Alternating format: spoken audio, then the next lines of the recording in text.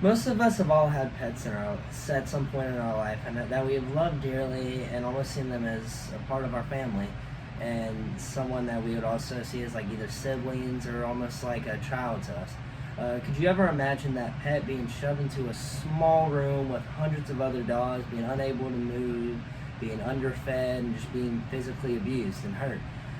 Most people can never bear to see their babies in that situation and in that condition. And that leads us to talk about what argument we're going to be talking about today about animal cruelty, and that is Norcross. And he tries to portray this argument that I've been talking about. That if you could never imagine your own pet in that terrible situation, then why would you eat the food from horrible factory farms where animals like cows and pigs are being abused like that?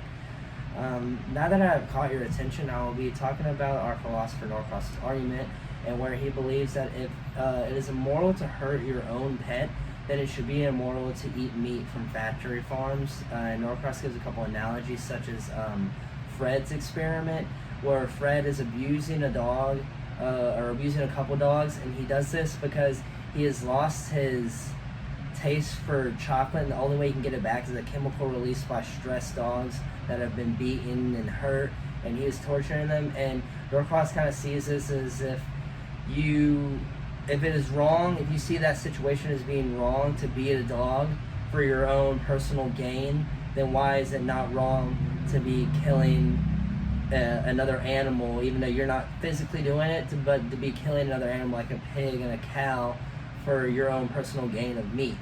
A little explanation is, I have my dog here, Ajax, who is a 2-year-old Doberman that he's a little big, but I could never imagine him being hurt and being in those kind of situations, or even imagine, like, I just think he's cute. I see him as like my son, so I couldn't imagine ever him being hurt in that situation. If you can't imagine this kind of dog being hurt, then why would you go out of your way and hurt other animals? Because I see all animals being the same. I see them all reacting the same.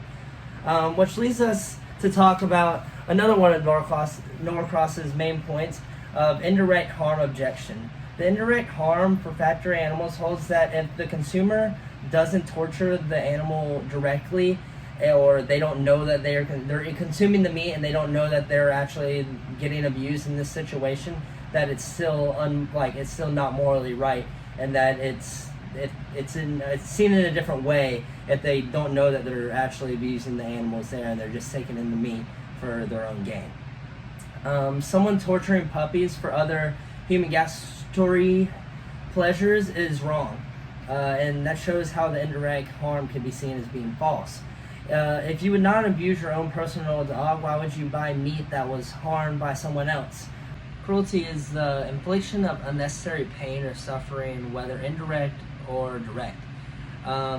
We have the feeling that we would never consume our own puppies or hurt our own dogs because of the cultural belief of dogs as pets and other animals such as cats as pets. The animals are continually tortured for human satisfaction. Nearly every meal of individuals contains just a little bit of some kind of animal from anywhere, and it's being slaughtered from multiple pleasures of just eating multiple things, and it's in just hundreds of different foods. 99% of animals are farm animals are all in factory farms, and we don't have the rights to torture them just because they aren't able to advocate and claim for their own rights. Norcross also argues this a little bit. If you can't imagine killing your own pet, what makes you feel okay with harming a farm animal? He addresses this through the idea of different cultural beliefs. On the other hand, there is a rational gambit, another one of his views, where if the more rational the creature is, the more they should be thought of as being how pets, like dogs, are more rational and can be seen as having more human-like and being closer to us than a wild animal would be in the field.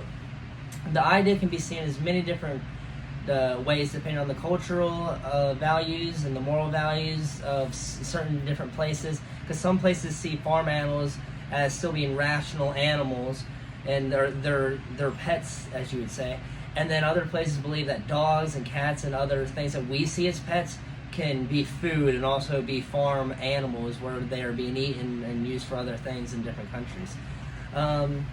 Norcross argues that factory farming animals is morally wrong no matter who inflicts the pain on the animal. Cruelty is the infliction of unnecessary pain.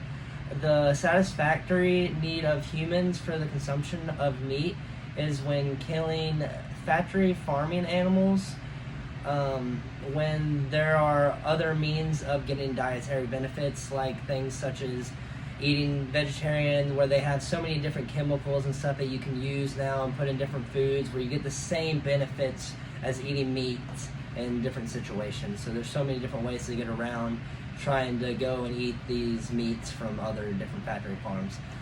Individuals' ignorance to what pain is inflicted on the factory farm animals is what Norcross would explain as the lack of recognition of the moral issues that an animal is still being harmed in that situation. Thank you.